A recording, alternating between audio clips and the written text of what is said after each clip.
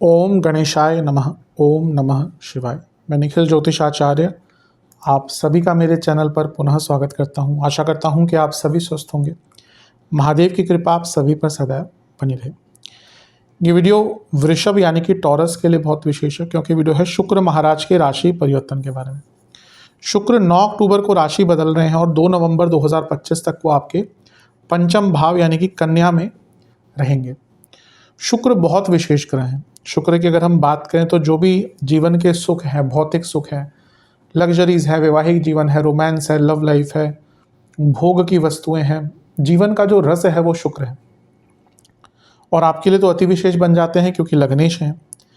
तो अब जब शुक्र का ये गोचर हो रहा है, इसका प्रभाव तो पड़ेगा ही, लेकिन यहाँ पर शुक्र नीच के भी हैं। शुक्र का यहाँ पे जो संबंध है कुछ टाइम के लिए सूर्य के साथ भी बनेगा, करीबन 1 हफ्ते के लिए, 17 अक्टूबर तक टू बी मोर प्रिसाइज।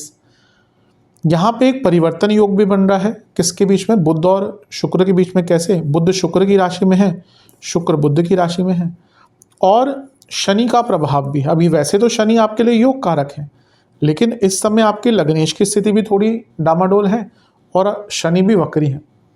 तो ये जो गोचर है शुक्र का, थोड़ा टेस्टिंग होने वाला है। कुछ चीज़ों पे अच्छा तो कुछ चीज़ों पर बुरा प्रभाव पड़ेगा, और इसी की विवेचना हम इस वीडियो में करने का प्रयत्न करेंगे। लग्न राशि या चंद्र राशि यदि आपकी वृषभ है, दोनों ही गाइडेंस के लिए इस राशिफल को देख सकते हैं। जहाँ से आपको ज़्यादा सूट और रिलेट करता है वहाँ से इसको ऑब्जर्व कीजिए। व्यक्तिगत तौर पे मेरा मानना है लग्न से देखेंगे तो अच्छा है। इनकेस नहीं पता है आपको अपनी लग्न राशि, तो आप अपनी चंद्र राशि से भी इसको देख सकते हैं। शुरू करते हैं। सर्वप्रथम शुक्र पंचम में है और नीच के हैं।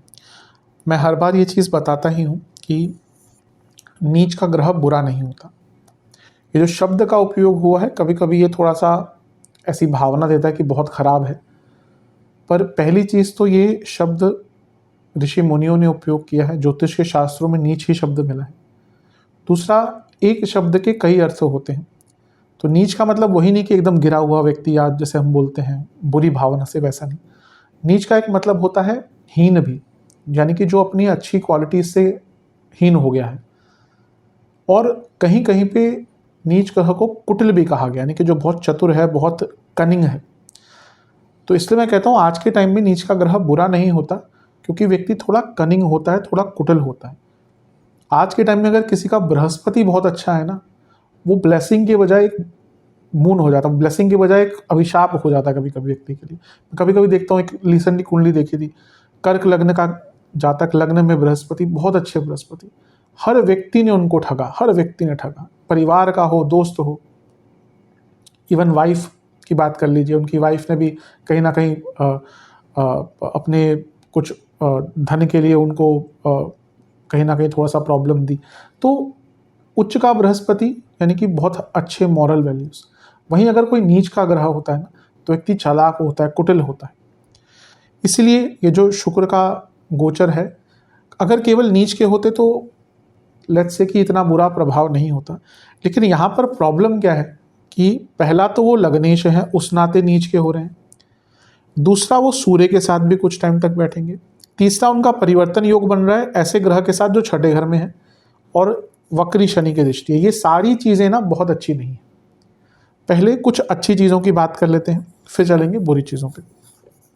सबसे अच्छी चीज़, लग्नेश पंचम में है, लग्नेश लक्ष्मी स्थान में है, और यहाँ पे वो चतुर्थेश के साथ है।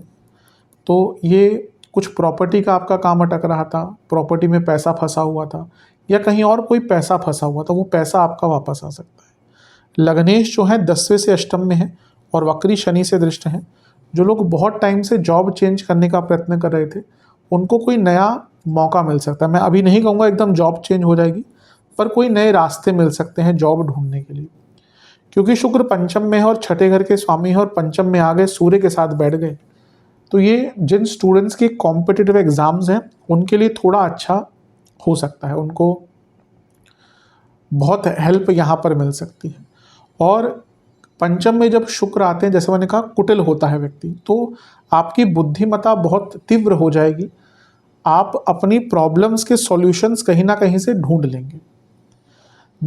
और एक और बात है कि लग्नेश लक्ष्मी स्थान में, और लक्ष्मी स्थान के स्वामी और जो योग कारक भी हैं शनि, उनकी दृष्टि है। अब वक्री ग्रह स्ट्रांग होता है लेकिन उसके कुछ नेगेटिव इम्प्लीकेशन भी होते हैं जिस पे मैं आऊँगा।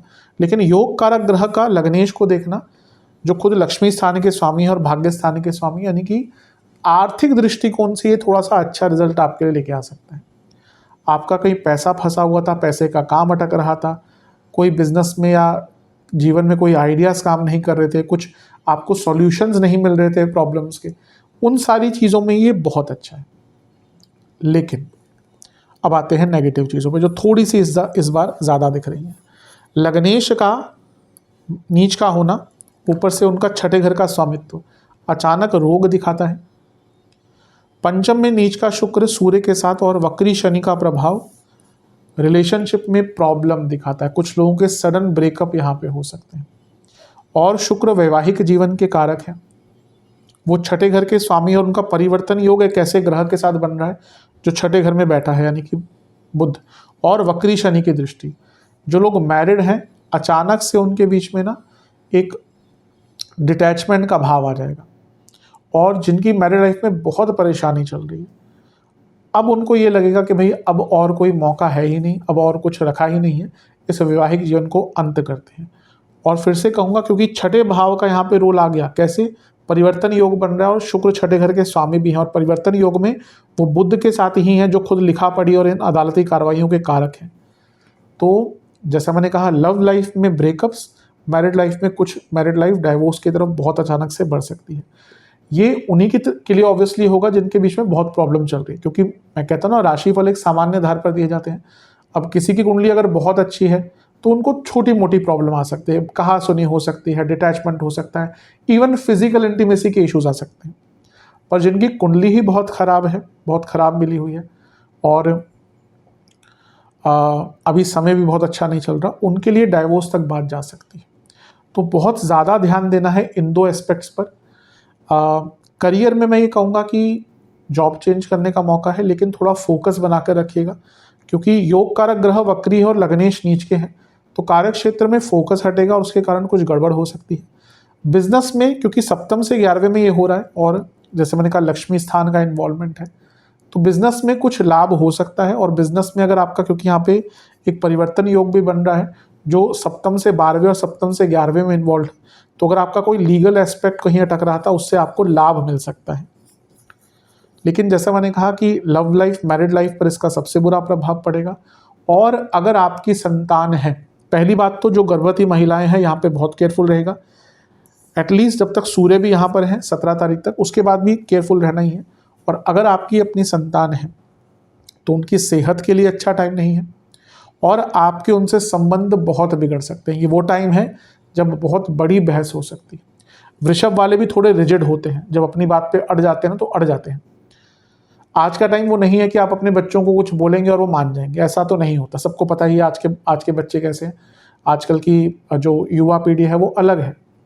सही गलत नहीं कहना चाहिए, क्योंकि अगर आज समय बदला है तो हम उसका एक भाग रहे हैं, समय बदला है।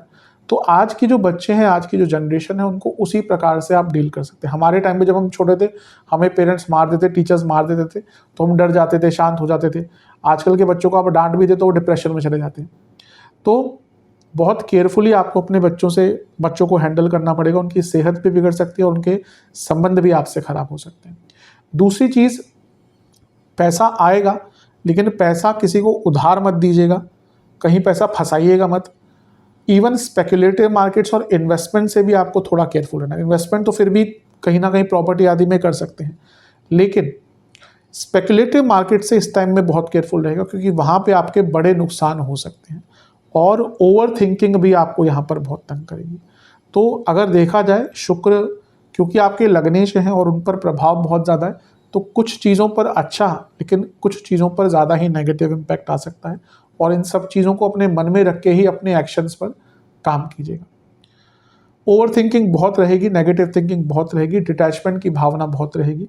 शुक्र जीवन का आनंद है, जीवन का रस है, तो जब वो नीच के हो गए और शनि सूर्य के साथ प्रभाव में है और परिवर्तन योग भी छठे घर से, तो कभी कभी व्यक्ति को लगता है कि मेरे जीवन में कोई उमंग रही नहीं, कोई तरंग रही नहीं, कुछ उत्साह रहा ही नहीं, और इसके कारण जीवन बहुत नीरस भी हो जाता है।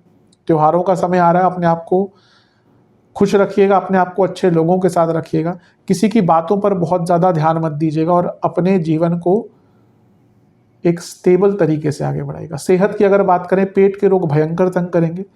जिनको आंखों दांतों की दिक्कत रहती है उनकी परेशानी बढ़ेगी। हार्मोनल प्रॉब्लम, हार्ट की प्रॉब्लम और जिनको डायबिटीज़ आदि है उनको भी बहुत ध्यान देना है।